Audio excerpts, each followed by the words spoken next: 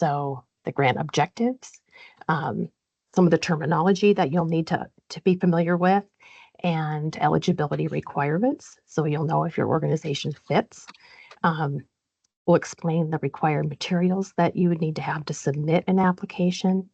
And then we'll show you our Montana DES website, just give you a quick tour around there to show you what's available to help you complete your application. So no way that we're going to cover every aspect of the grant today, but we should give you a pretty good jumping off point. And then we have time at the end of this for questions too. So this slide just gives you an overview to understand how the grant is set up. So the nonprofit security grant program is falls under the United States Department of Homeland Security, and the requirements for the grant are set at the federal level. It's administered by FEMA. And then as Montana Disaster and Emergency Services, we're the state of Montana agency that is the administrator for the grant. So the SAA, State Administrative Agency. So we are here just to ensure that the guidelines are followed and we're all in compliance, but we don't set the rules. So just so you kind of understand how that all goes. This grant is a competitive grant.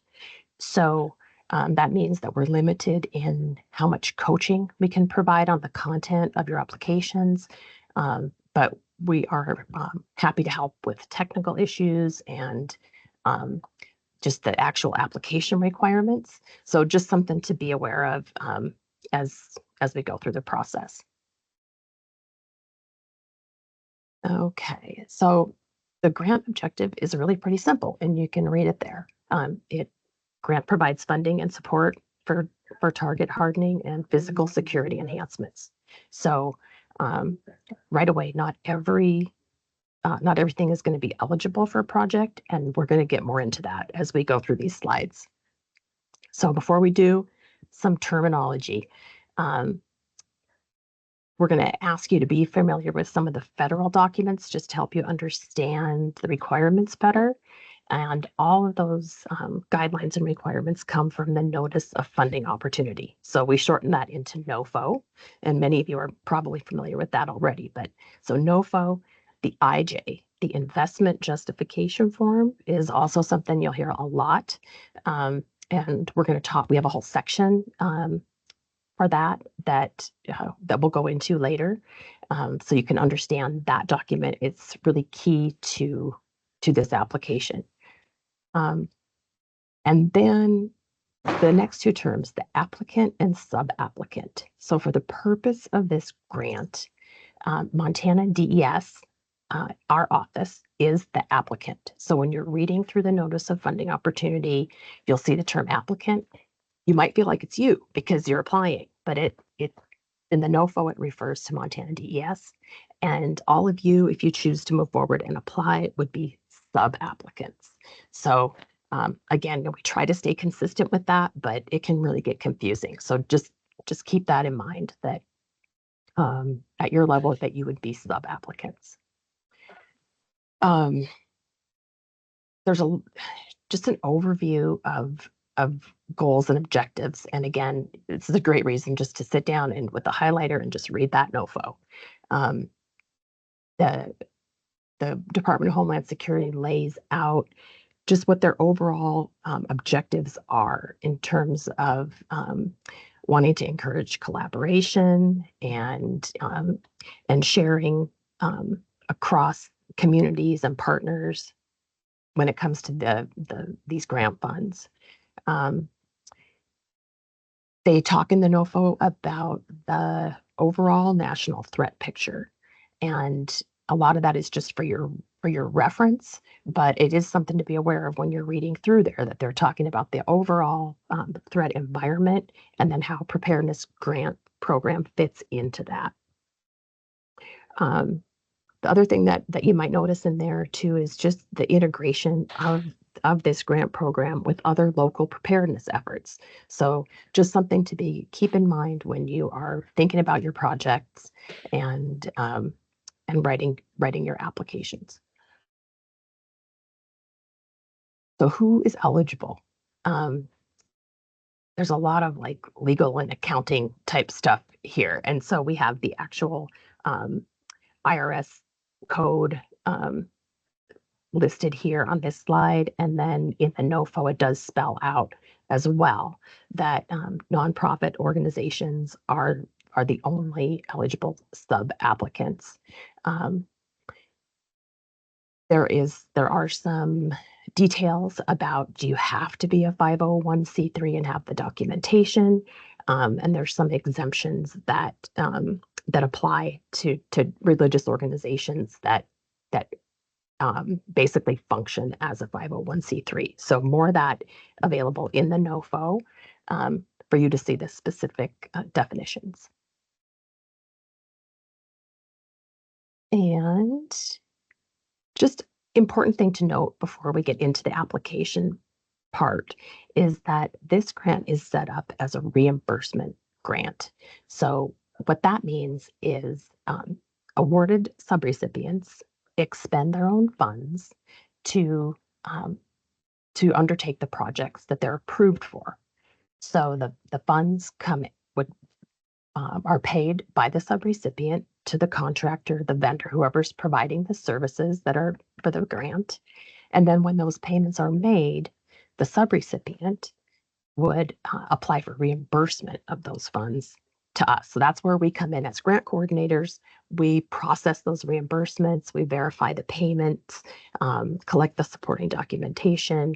But that's just important to know, and we'll talk more about this later, that that the reimbursement process doesn't happen instantly. So it's something to keep in mind for your organization in terms of just what that timeline looks like, and if that's something that you're willing and able to deal with.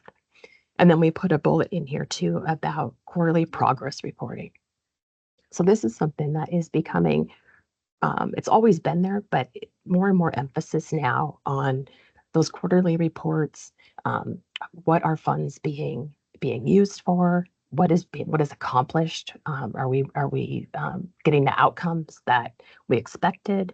So quarterly reporting is a requirement of the grant, and it's something that you as a subrecipient, if you're awarded, you would be reporting quarterly on the progress of the grant.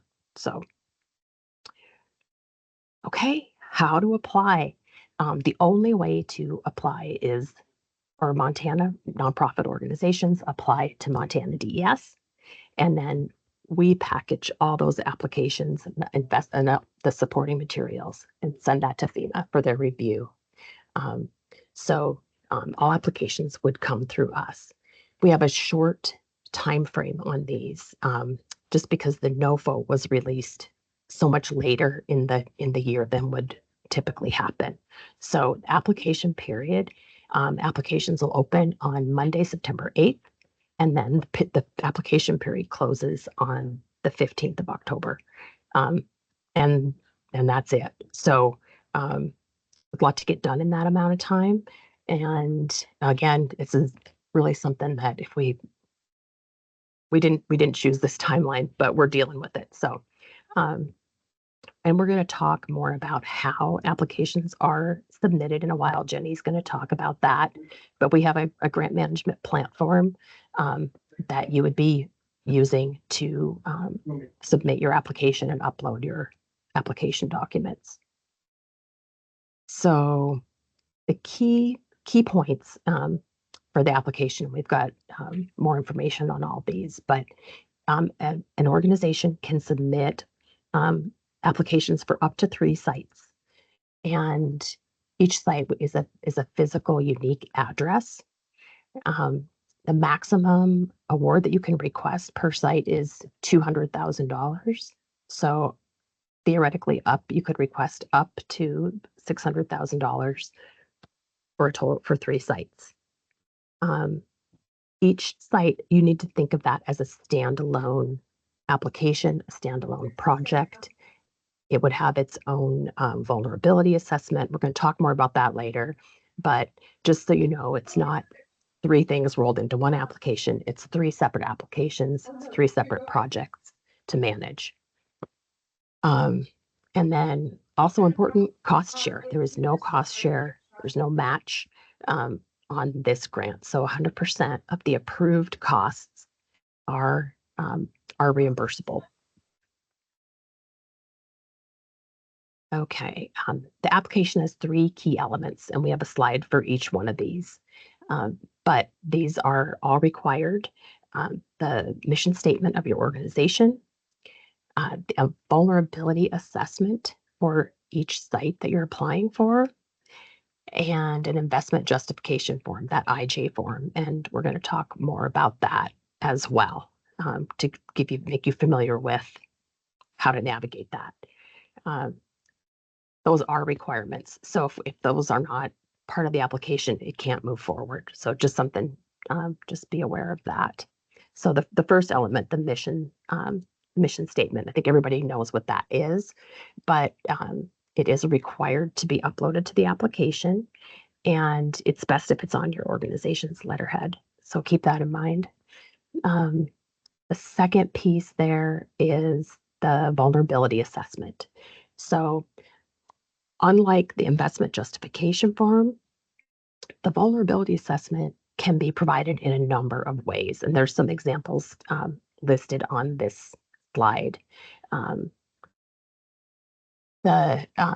It's really important that the application and that the project, as you build it and describe it in your application, should tie directly to that vulnerability assessment. And FEMA does look at that, and they will question, they want to see that there was a vulnerability identified, and here is our plan for how to mitigate that. So that's key in the vulnerability assessment. So it's not something you can just kind of throw together. It does need to be done in a real thorough manner. And then the third element of the application is that investment justification form. So for that, I'm going to turn it over to Emily Schuff, and she can walk you through and do some screen sharing and help you understand a little bit more about that so you can feel comfortable with it.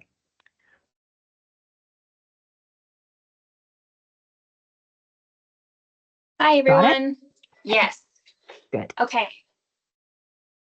So I have just downloaded the IJ, which is a template. So you can see that here. Let's see if I have. Jenny's going to go over some resources here on our nonprofit webpage for Montana DES. But that is where I downloaded this template from. So you can see here on the IJ, scrolling down, I think, Pam, you may have already covered this. I can't remember which slide it's on, but you can make sure you're in the right template because it'll say this August 20 of 25 here. So you'll complete this, you'll download it and save it. It needs to be submitted to us in the form that it is here. So it can't be scanned to us as a PDF. It can't be typed as a supplemental document. Maybe a Word doc or PDF that you've saved. It needs to be sent to us in this format, and that's at the request of FEMA. This gets rolled into an application with others. So if you have questions about that template or you need technical assistance, please just reach out to us. We're happy to help.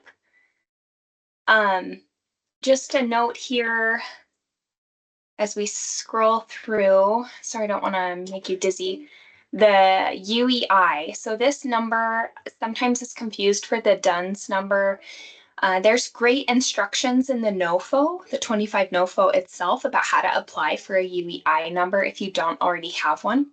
You don't need one at the time of applying, but you will need one, and that process can take up to about 4 weeks. So please make sure that if you do intend to apply, that you also apply for that UEI number through sam.gov. Pam, I don't know if you covered, I'm sorry, I was a few minutes late jumping on the urban area. You'll mark that no here. We don't have an urban area. Pam probably covered that. The investment justification template is a part of the application, and it correlates directly to the scoring that's in the NOFO. So Make sure that you read this thoroughly and you're putting the information, this is your roadmap or your plan essentially for your project. You'll want to make sure that you everything that is in this IJ is, if a project is awarded, this is what's going to be approved for you to proceed with. So if it's not in your IJ, although there is a process for an amendment at a later time for subawards, that's really not a place for us to just be adjusting the project because it wasn't considered thoroughly or there's a cost. The cost wasn't thoroughly vetted. So make sure that you have a really solid plan of what that's going to look like moving forward. This isn't the approved project is what is listed in the IJ. As far as equipment is approved under the nonprofit grant, but it's very specific. You can access the authorized equipment list, this AEL link in the NOFO itself. There's also a very extensive limited list of qualifying equipment in that NOFO. So you can see in the NOFO what's allowed. This should be very specific. We often, I would say that a successful application here is going to have, it's acceptable to include an estimate.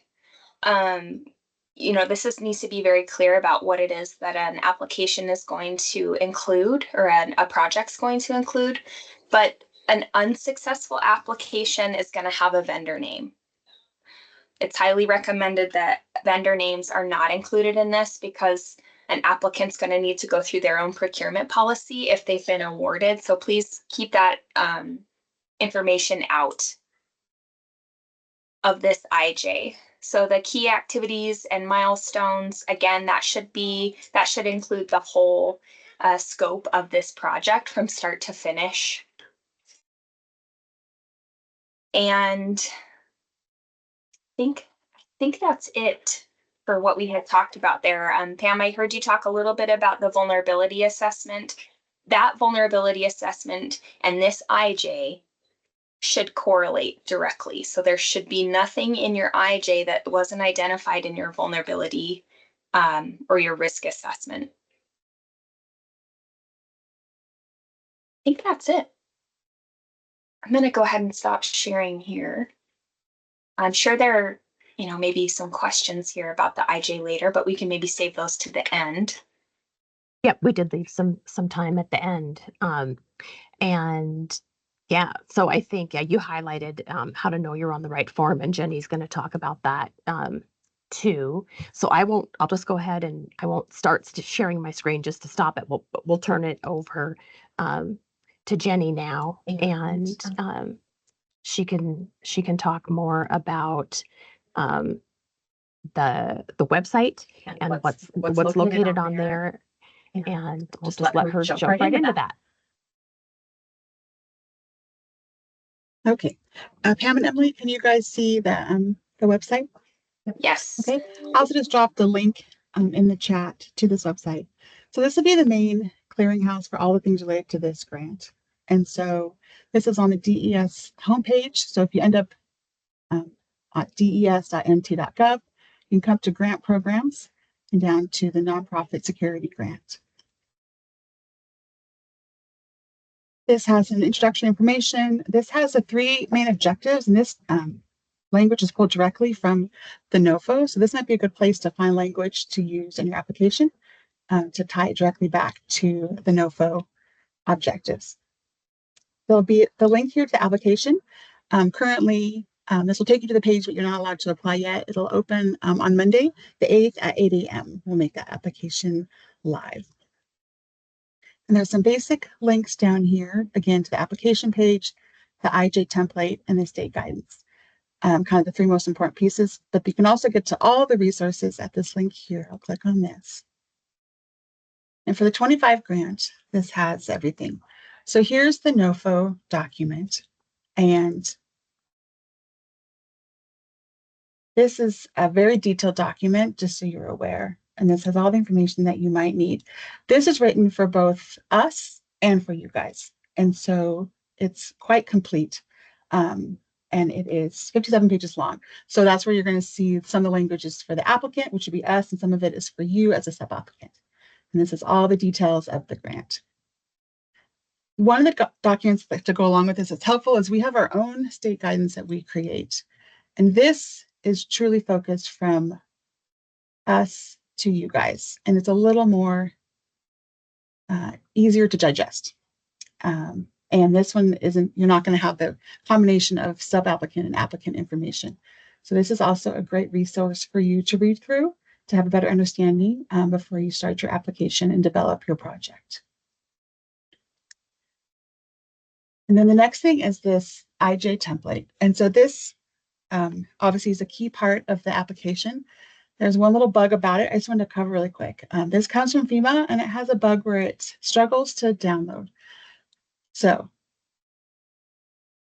you'll often, if you're downloading it to your web browser, you're going to get this screen that says, please wait. Don't wait. It's never going to proceed from this screen. And so if you find this problem and it's downloaded, instead of downloading to your computer and opening on your computer, it's downloaded to your web browser, you can come up, whether you're in Chrome or you're in Edge, you should be able to come here to your downloads, find it, and open it in the folder. And this will need, for me, I can open it with Adobe Acrobat. If you don't have Adobe, you can download Adobe Reader for free, and you can access the form that way. And then it's going to open it on your computer, and you'll be able to fill in the information. One of the other main things about this one is when you're going to upload this to your application, some people, rather than saving it from the menu as a save as PDF, don't print it. Don't print it to a PDF. That will flatten it, and FEMA won't be able to extract the information they need from it. And then other things on here, this is a fact sheet from FEMA with some basic information about the grant. And then for the process of applying, the 3 documents that you'll find most helpful is we've created a step-by-step guide that you can use as you go through the application in Amplifund. Amplifund is the grant website that we use to, it's where you'll apply. And if you're awarded, it's also where you will do payment requests and performance reports. And so hopefully this can help you as you're filling out your application. It'll go step by step with screenshots on all the steps to help you fill out the application. There's also a quick start guide from FEMA. This is much more informational about the grant as a whole, but it's also a great document with information about the grant.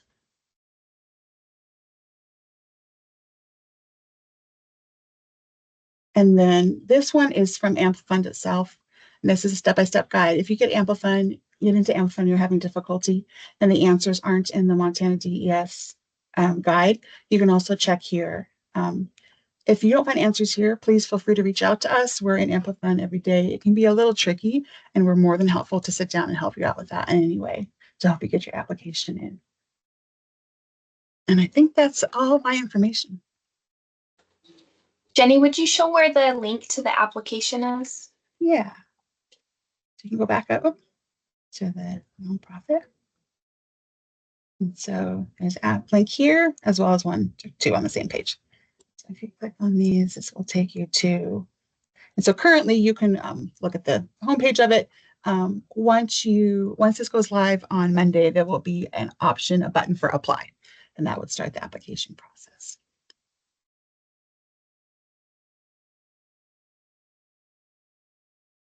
All right, thank you.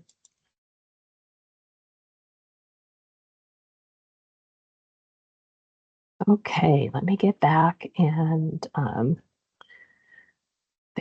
think we're pretty much done with our slides here. But we saved time at the end for questions, and then also our bureau chief is on here too, and we've got a slide for him just to go through some talking points, things about the grant that were hard to fit on a slide, but we think that you should know. So let's see what we did with his slide here.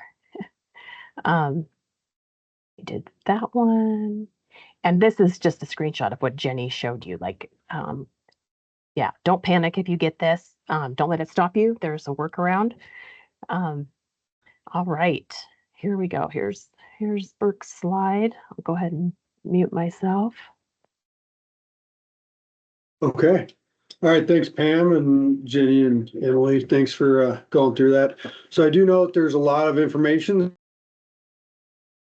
that was just put out there and where we're at. So just a couple things that I want to make sure we highlight because they're not as clear within the NOFO or how they're written in there. Just some things that you may want to consider and understand as part of the process. So the Department of Homeland Security has a standard set of terms and conditions that they use for all of their preparedness grants, which the nonprofit security grant falls under.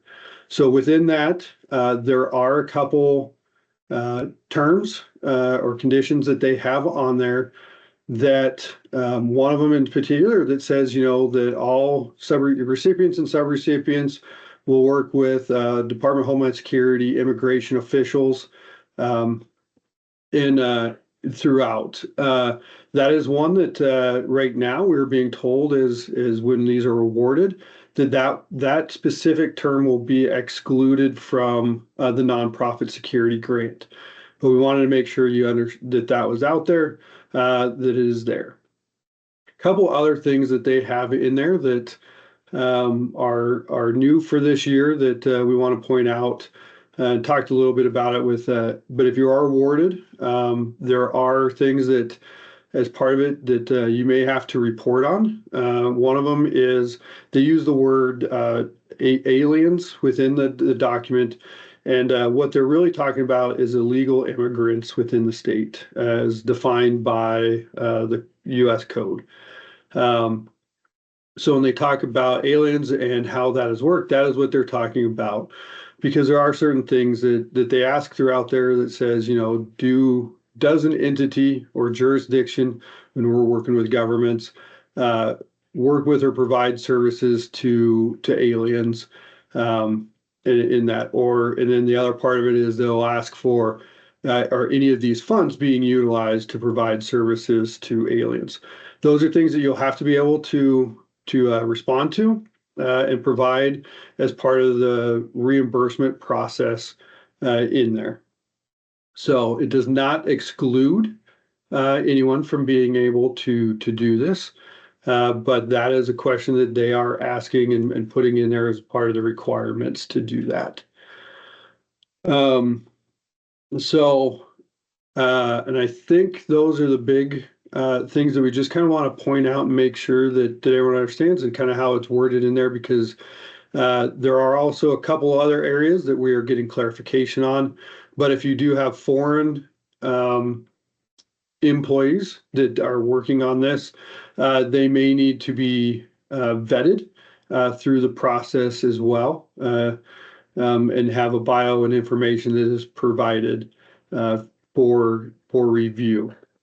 Again, it doesn't say that they can't be on there, but that they would have to meet all the federal requirements, statutes, and standards.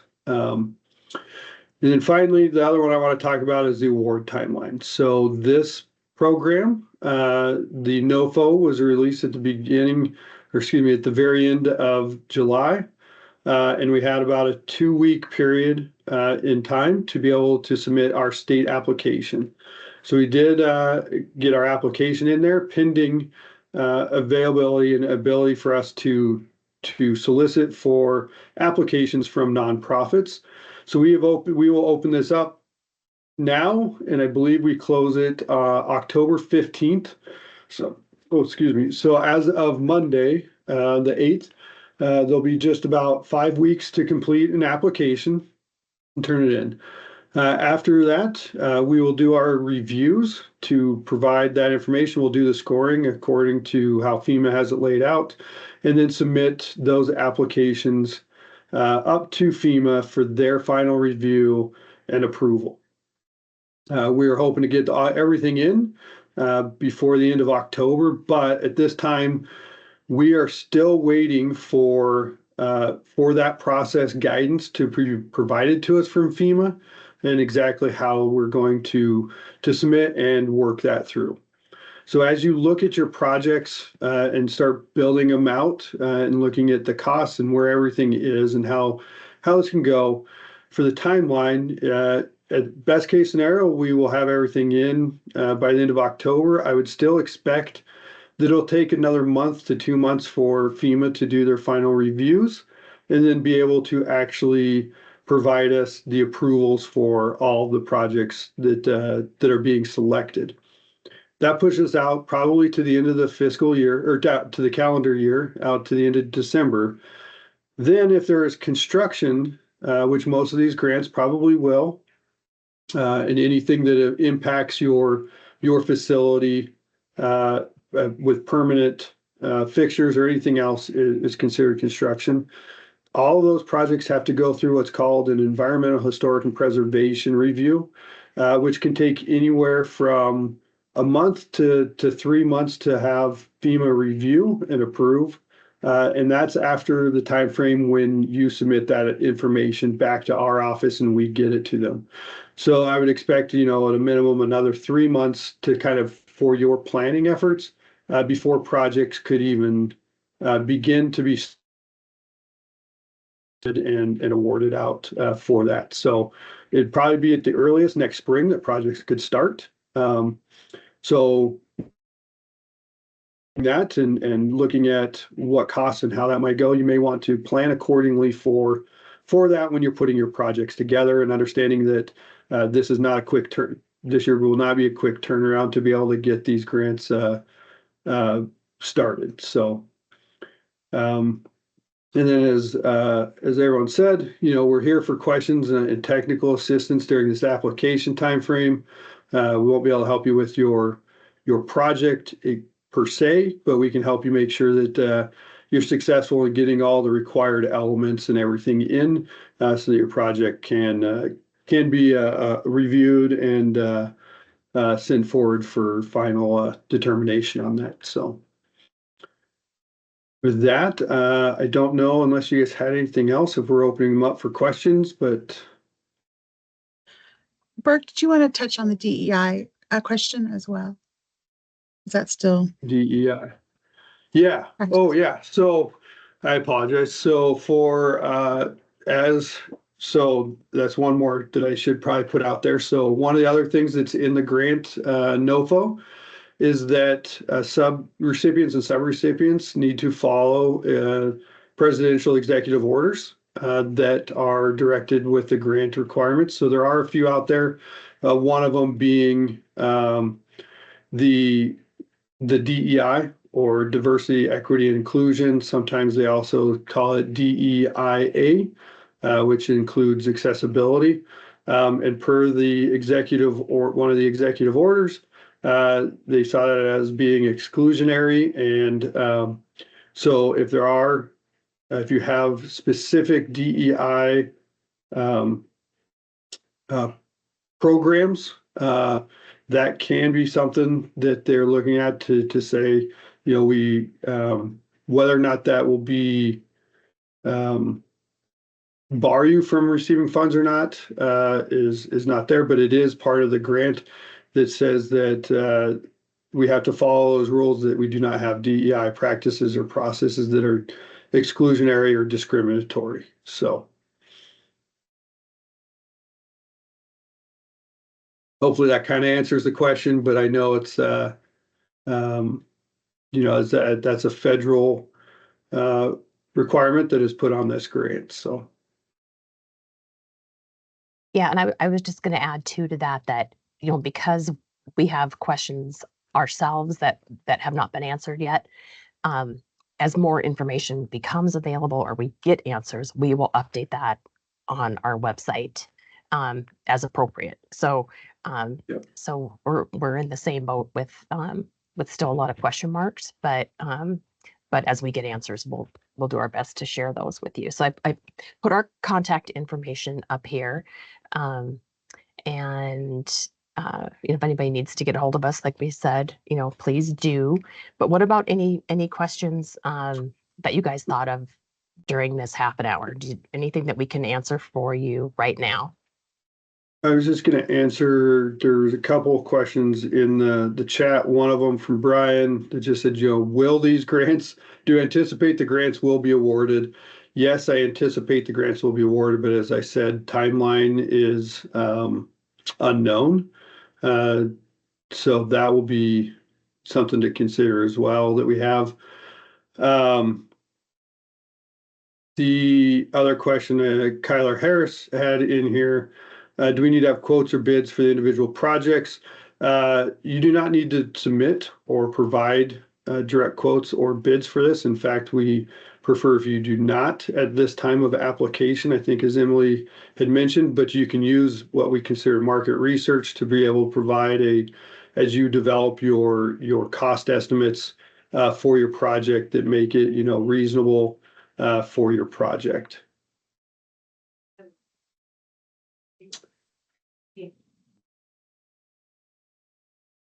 I think there's one more. The state guidance mentioned 150,000. Yeah, so that was that has been the limit that was used for up until this last year. And currently the new guidance that just came out it allows for $200,000 per site up to three distinct sites for an applicant within the state. So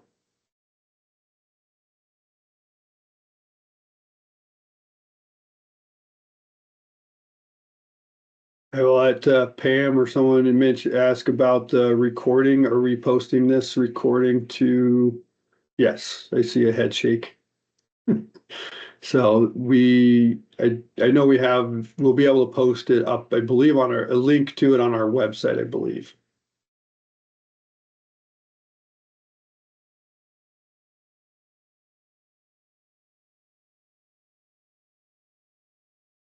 Brian, that's a good question too. So the last one on here I see right now is, so there is a target allocation for the state. And I believe it was about $1.7 million.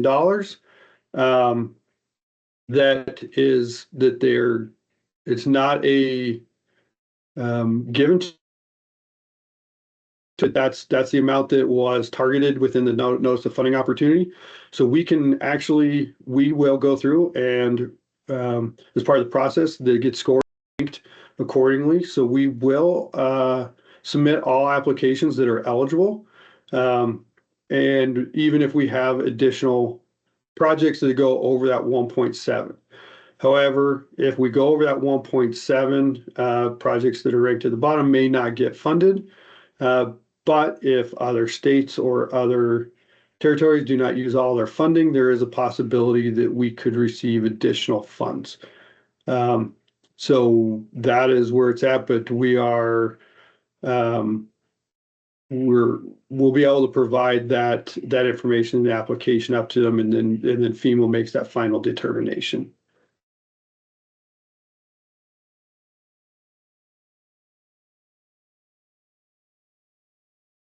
Yeah, so our goal or our responsibility on that too is we'll make sure to verify that we send forward applicants that are eligible applicants for projects that could be awarded. So.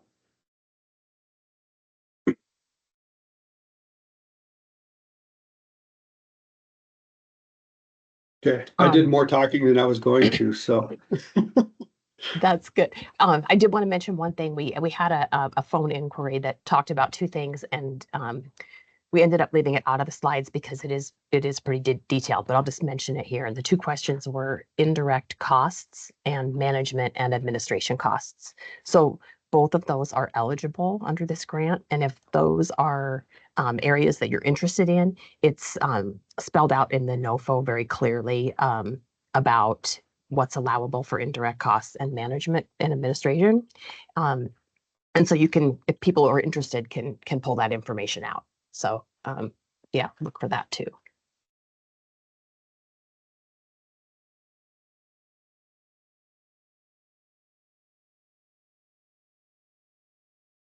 All right, well, let's see. Emily's typing. think we're good. If there's no more questions, we'll go ahead and wrap it up here.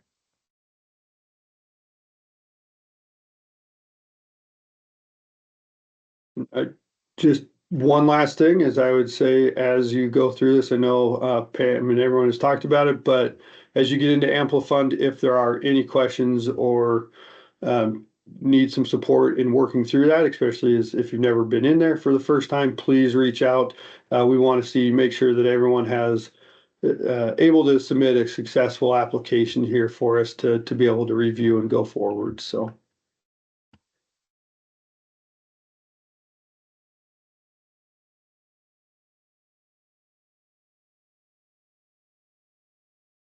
All right, everybody, thanks so much for coming. We really appreciate your interest, and we look forward to hopefully working with you in the future. All right, thanks.